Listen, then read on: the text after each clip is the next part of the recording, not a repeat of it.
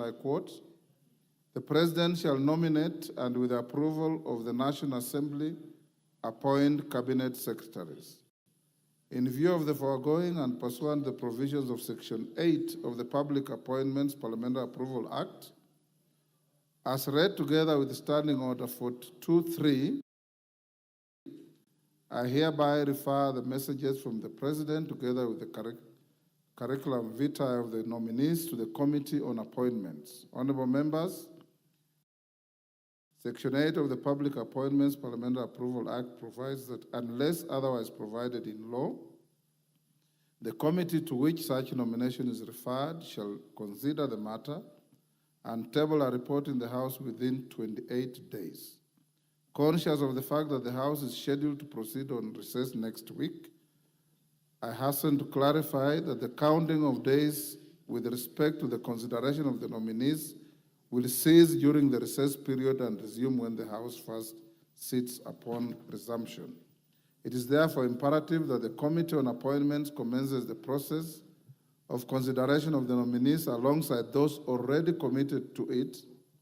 In so doing, the Committee on Appointments is expected to expeditiously notify the nominees and the general public, commence the necessary approval hearings, and table its report in the House soonest to enable the House to consider the nominees within the stipulated time. I thank you.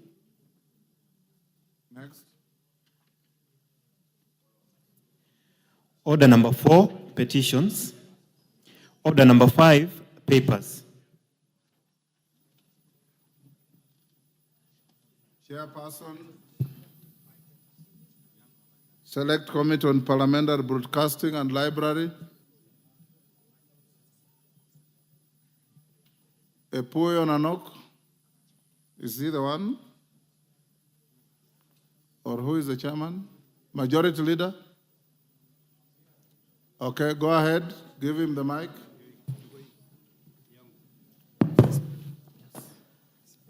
Thank you, Honorable Speaker.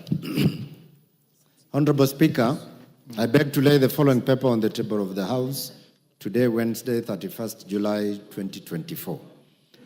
Report of the Select Committee on Parliamentary Broadcasting and Library on its consideration of the Public Participation Bill, National Assembly Bill number 52 of 2023. I thank you, Honorable Speaker. But I'll give you a chance. Okay. Co-chairperson, Joint Parliamentary Committee on Vetting of a Director General. Honorable Dr. Bukose. Thank you, Honorable Speaker. Honorable Speaker, I beg to lay the following paper on the table of the House today, Wednesday, 31st July 2024, joint report of the National Assembly Departmental Committee on Health and the Senate Standing Committee on Health on the vetting of a nominee for appointment as the Director General for Health. Thank you, Honorable Speaker. Thank you. Chairperson, Departmental Committee on Justice and Legal Affairs. Murgara. Thank you. Paper laid. Honorable Speaker, I beg to lay the following papers on the table of the House today, Wednesday, 31st July 2024. Reports of the Departmental Committee on Justice and Legal Affairs on its consideration of the following. Number 1, the Anti-Corruption and Economic Crimes Amendment Bill, National Assembly Bill number 40 of 2023. Number 2, the Tribunals Bill, National Assembly Bill number 45 of 2023. And number 3, Budget Implementation and Monitoring Report for the financial year 2022 and 2023. Thank you, Honorable Speaker.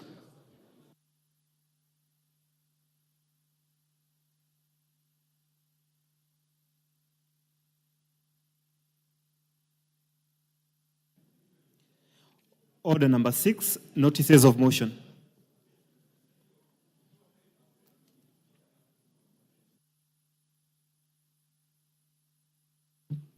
Departmental Committee on National Assembly Committee on Health and Senate Standing Committee on Health. Thank you, Honorable Speaker. Honorable Speaker, I beg to give notice of the following motion: that taking into consideration the findings of the Joint Committee of the National Assembly Departmental Committee on Health and the Senate Standing Committee on Health in its report on the vetting of a nominee for appointment as the Director General for Health, laid on the table of the House on Wednesday, 31st July 2024, and pursuant to Section 16(2) of the Health Act 2017 and Section 8 of the Public Appointment Parliamentary Approval Act 2011, this House approves the appointment of Dr. Patrick Omwanda Amoth as the Director General for Health. Thank you, Honorable Speaker. Chairperson, Departmental Committee on Justice and Legal Affairs. Thank you, Mr. Speaker. Mr. Speaker, I beg to give notice of the following motion: that this House adopts the report of the Departmental Committee on Justice and Legal Affairs on the budget implementation monitoring for the financial year 2022-2023, laid on the table of the House today, Wednesday, 31st July 2024. Thank you, Honorable Speaker. Thank you. Next order. Order number 7, questions and statements.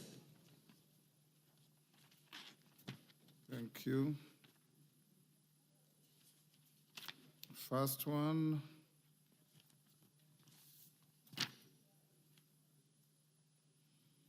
Honorable Umulkhair Harun.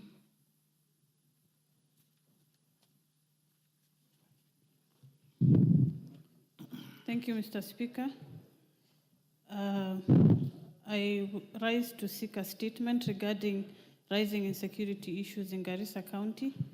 Honorable Speaker, pursuant to Standing Order 44.2c, I rise to request a statement from the Chairperson of the Departmental Committee on Administration and Internal Security regarding the rising insecurity issues in Garissa County. Honorable Speaker, insecurity in Garissa has continued to spiral out of control and has become a cause for worry as it has impacted not only the safety but also the well-being of our citizens. Garissa town in particular has experienced several insecurity incidences in the last 2 weeks, with people being killed, mugged, stabbed, and shops broken into by criminals, some of whom are armed. The continuous escalation of this disturbing trend has negatively impacted the peace and safety of the region, as well as economic activities, education, and health services. Honorable Speaker, the situation is so dire that businesses have been closing as early as 6 p.m., with those located in the outskirts where the incidences have been rampant being the most affected. It is in the primary responsibility of national government, all relevant local authorities and security agencies to join hands and work out a coherent strategy against this menace to restore peace and ensure a secure environment for the residents of Garissa County.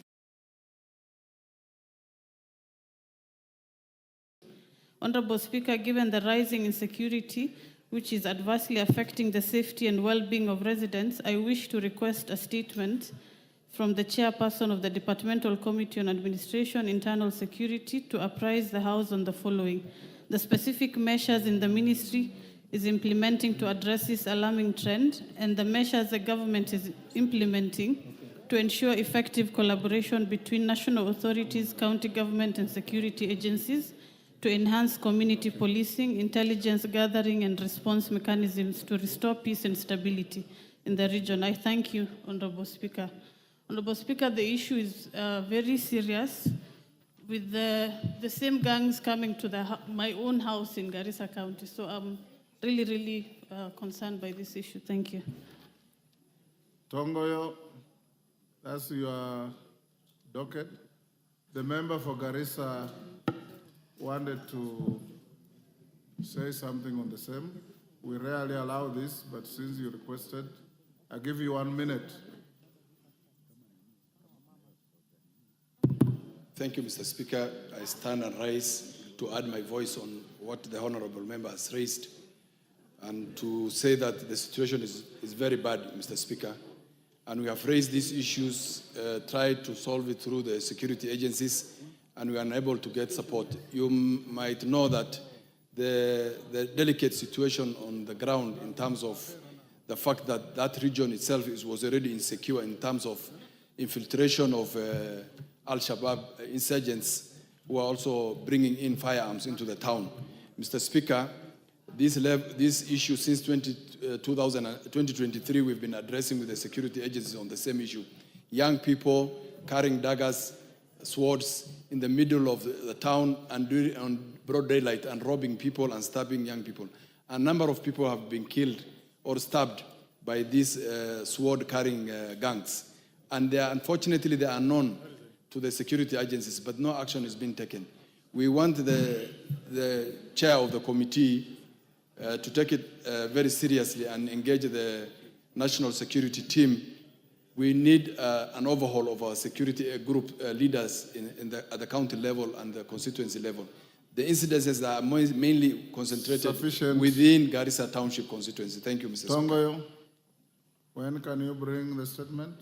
Honorable Speaker, I'll ask to bring it next week. Next week. But having said this, Honorable Speaker, I think it's just good to appreciate that the issue being raised by the members is a concern issue, is a major concern. And I remember some time back, somewhere last month, there was even an attempt actually to have the team meet with the minister and able to discuss, considering majority of these security issues are so sensitive, at times actually to be even discussed in the open. So bring next week, but I will still probably ask you. Wednesday? Wednesday, together with many others. Yes, Wednesday afternoon? Yes. Thank you. Okay. Kawanjiku.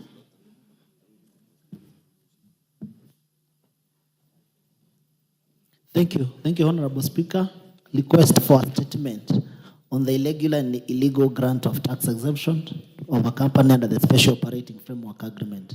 Honorable Speaker, pursuant to the provision of Standing Order 42C, I seek to request for a statement from the chairperson of the Committee on Delegated Registration relating to claims that the Blue Nile Rolling Mills Limited, a company in the steel production industry. Move slightly away from the mic so that we don't have the echo. Thank you, Honorable Speaker. Not too far, not too close. Thank you, Honorable Speaker. Pursuant to the provision of Standing Order 44.2c, I seek to request for a statement from the chairperson of the Committee on Delegated Registration relating to claims that the Brunei Loading Mills Limited, a company in the steel production industry and which operates under Special Operating Framework Agreement, so far, was illegally granted tax exemption. Honorable Speaker, to lay a basis on this, the Blue Nile Rolling Mills entered into a special operating framework with government in the year 2020 and was subsequently granted various tax exemptions. Article 5 of the agreement provides that the company is exempted from income corporate tax of up to 10% for the first 5 years, value-added tax, import duty, import declaration fee, IDF, and the Railway Development Levy, RDL, in respect of all raw materials imported by the company. This has led to loss of public funds in unpaid taxes, creating an economic advantage for the company, resorted the local markets, and threatened the sustainability of the local industry dealing with steel production. Honorable Speaker, as you are aware, the law provides that the tax exemption under Special Operating Framework Agreement can only be granted to companies incorporated for purposes of undertaking the manufacture of human vaccines and whose capital investments is at least 10 billion shillings. The company is neither a human vaccine manufacturer nor a company whose investment is at least 10 billion shillings. Honorable Speaker, consequently, due to illegal grant of tax exemption, the company is operating at a very minimal cost and all other manufacturers are unable to compete with cheap products produced by the company. As a result, there has been outcry in the steel production industry by manufacturers who risk closing business should the unfair competitive advantage in form of tax exemptions conferred to the company continue being in place. Further, the cost of production vis-a-vis the price of products by the company is extremely low compared to all other companies, which goes against the competition law.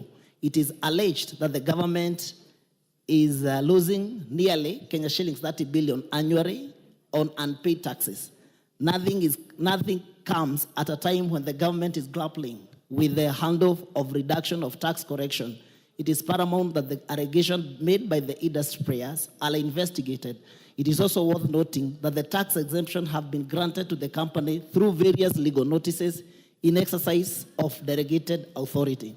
Honorable Speaker, it is on this basis that I seek for a statement from the chairperson of the Committee on Delegated Registration and further request that the committee does inquire into matters raised and make the relevant recommendation thereof. In conducting the inquiry, the committee may investigate and determine, number one, the circumstances under which the tax exemption on income corporate tax, value-added tax, imports, duty, IDF, and LDL were granted to Brunei Rolling Mills Limited. Number two, the total value of tax exemption that have been granted to Brunei Rolling Mills Limited so far, and the estimated value of the exemption that will have been granted to the company on the expiry of the agreement. Number three, the content of the agreement between the company and government, the period for which the company shall enjoy the tax exemption under the agreement, and the implication thereof in terms of loss of public funds. Number four, whether the requirement of the law in granting tax exemption under SOFA to the company were complied with, and indicates the person that were responsible for approving the tax exemption granted to the company. And number five, the number of employees employed by the company and the status of compliance with the ensuring tax obligation by the company. Number six, the number of companies dealing with the manufacturer of galvanizing wire, steel production that are currently enjoying tax exemption and the value of the investments of the company. Number seven, the status of other existing special operating framework agreement and their impact on the economy. Number eight, and any other matter that the committee may deem appropriate. Honorable Speaker, I also understand that the industry players and other organizations have written to you requesting for the same, and therefore that's why probably, Mr. Speaker, we are asking for this statement so that we can make sure that the companies that are given exemptions, they are the companies that will also benefit, they will not have a monopoly of benefit as far as the other companies are also concerned, Madam Mr. Speaker. I submit. Chair.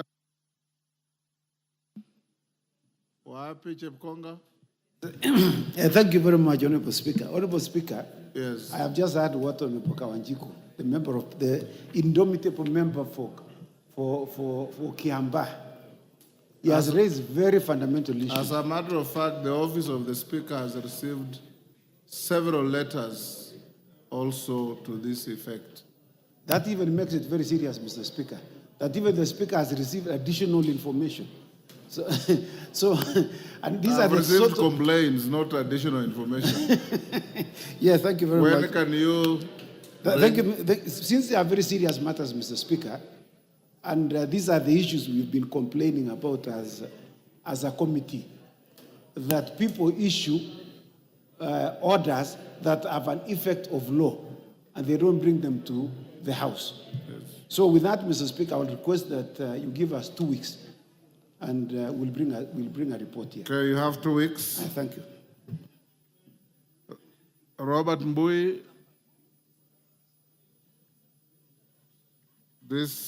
before we go to Robert Mbui, Esther Passaris. Honorable Speaker, pursuant to Standing Order 43, I wish to make a statement regarding the commemoration of the Pan-African Women's Day 2024. Honorable Speaker, today, 31st July 2024, the African continent is observing the Pan-African Women's Day 2024 under the theme Gender, Environment, and Justice. The Pan-African Women's Day, held under the African Women's Call for Peace initiative, kicks off a campaign in favor of peace while celebrating the role of women in fostering peace and sustainable development across the African societies.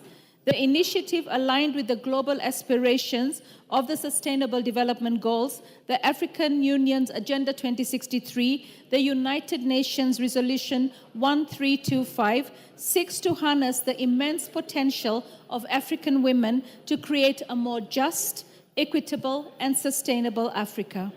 Honorable Speaker, to achieve its objectives, the African Women's Call for Peace initiative seeks to empower women through capacity building, awareness raising, and platform creation. By doing so, it aims to cultivate a powerful movement of women leaders driving peace and sustainable development across Africa. The initiative supports this vision by establishing a strong organizational structure, nurturing young women, fostering peace, adapting to local contexts, and building collaborative partnerships. This year's Pan-African Women's Day, under the theme Gender, Environment and Justice, will celebrate the efforts and contributions of women in environmental justice. Honorable Speaker, to commemorate the Pan-African Women's Day 2024 today, African women are launching a symbolic campaign to demonstrate their commitment to peace, the White Scarf Initiative. By wearing a white scarf and sharing a message of peace on social media, they will create a visible and powerful expression of unity. This campaign will culminate in the publication of a manifesto outlining women's priorities for peace and development. Honorable Speaker, as I invite the House to be part of the commemoration of the Pan-African Women's Day 2024, I urge us to remember that the journey to peace and sustainable development is a collective one, calling for participation of both men and women. By uplifting the voices and efforts of women, we not only honor their contributions, but also pave the way for a more peaceful, sustainable, and equitable future for all, thereby creating a legacy of hope and prosperity for generations to come. I thank you, Honorable Speaker. Thank you. I've been requested by Sabina Chege to make a comment on that. Go ahead.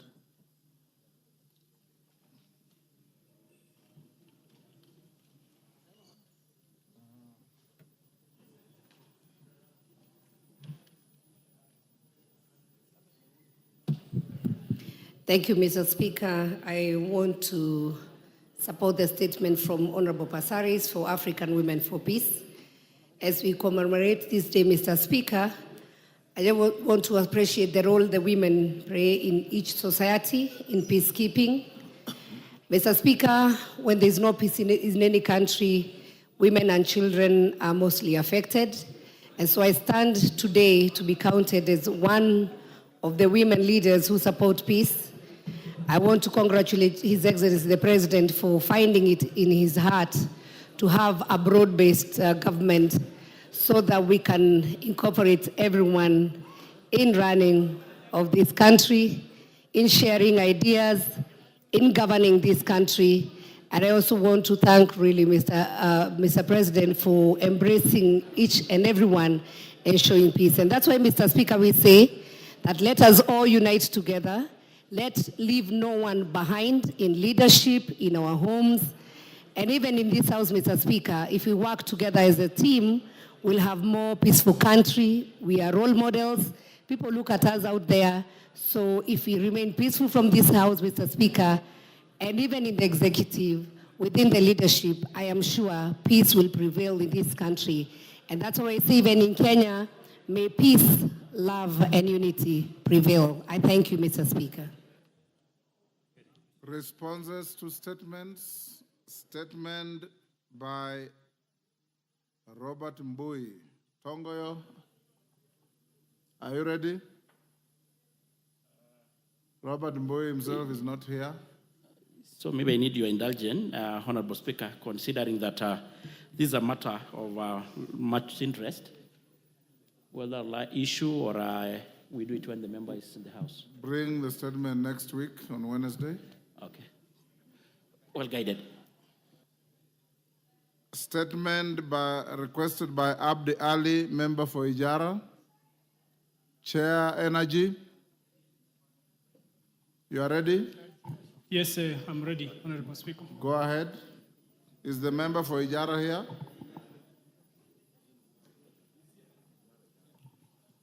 Yeah. Go ahead, Kawaya. Thank you, Honorable Speaker.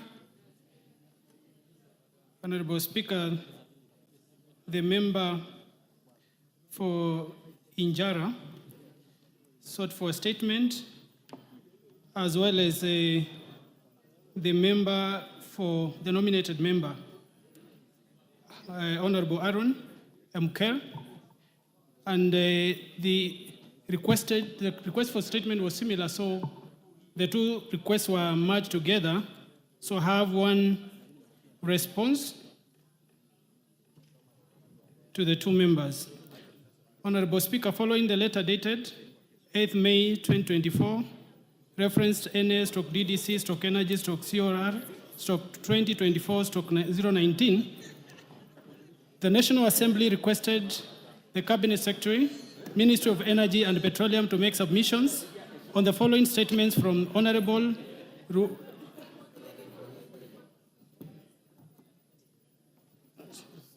Sorry, Mr. Speaker.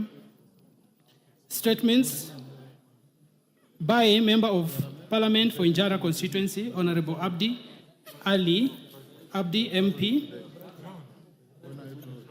and the nominated member, Honorable Omker, regarding power outages in Masalani Injara wards in Injara constituency. The following are submissions on the statements as requested. 1. Measures that the government has put in place to ensure the residents of Masalani and Ijara wards have access to reliable electricity. Mr. Speaker, currently Masalani and Ijara wards in Ijara constituency are connected to the grid and supplied by a 33 kV Masalani feeder from Garsen 220/33 kV substation. The line done on concrete poles has a length of approximately 190 kilometers.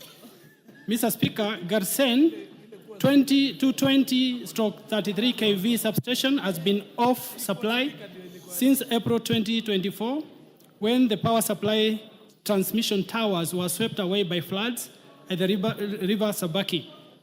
This necessitated power to be supplied via the 33 kV line from Kakuyuni 220/33 kV substation, which is just before Malindi. This resulted into low voltages in Lamu and Tana River counties due to the longer distances and higher loads on the line. Mr. Speaker, this was solved by installation of an automatic voltage regulator AVR at the Garsen substation. Mr. Speaker, the 33 kV Masalani line crosses River Tana between Boji and Majengo villages. The area is prone to massive flooding during rain season. This makes the road linking Masalani and Jara impassable, and the 4-kilometer section of the power line submerged in water. Honorable DK, you are out of order. Mr. Speaker, in May 2024, the flooding exceeded the normal levels. The poles were submerged, with one pole slanting at an angle of 60 degrees. This caused a snap of one conductor, and consequently the line tripped, affecting both Masalani and Ijara. Using a boat, the Kenya Power team at Hola were able to secure 2 conductors. The third conductor could not be secured due to the personnel safety reasons. The supply was thus restored to single phase, customers only, until the waters subsided. On 12th June 2024, the water levels had subsided and the third conductor was secured, hence normalizing supply in the affected area. Number 2, Mr. Speaker, government plans to compensate affected businesses in Masalani and Jara wards following massive losses of produce incurred, especially by vendors who sell perishable commodities. Mr. Speaker, the cause of power loss in these areas was force majeure, hence beyond government and KPLC's management control. Due to the unforeseen situation, the service provider acted to its best ability to alleviate the losses that otherwise would have been incurred had the single phase not been restored. Number 3, Mr. Speaker, plans the government is putting in place to provide stable and reliable power connectivity in Masalani and Ijara wards, given that the current and reliable connectivity is from Hola, Tana River County. Mr. Speaker, as already indicated in one above, the power to the affected areas was restored completely on 12th June 2024 after the water levels had subsided. Therefore, power supply to the two areas has been normalized. Mr. Speaker, further, the government through Ketraco is constructing a transmission line to Hola, that is the Garsen-Hola transmission line, which is a 20 kV line, which will drastically shorten the line lengths, supplying Injara constituency, hence increasing supply reliability. Mr. Speaker, that is a statement as signed by the CS, former CS Energy, Davis Churchill.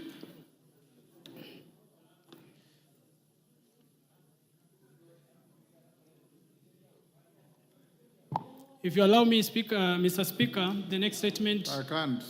Let's have a response from the MP who sought the statement first.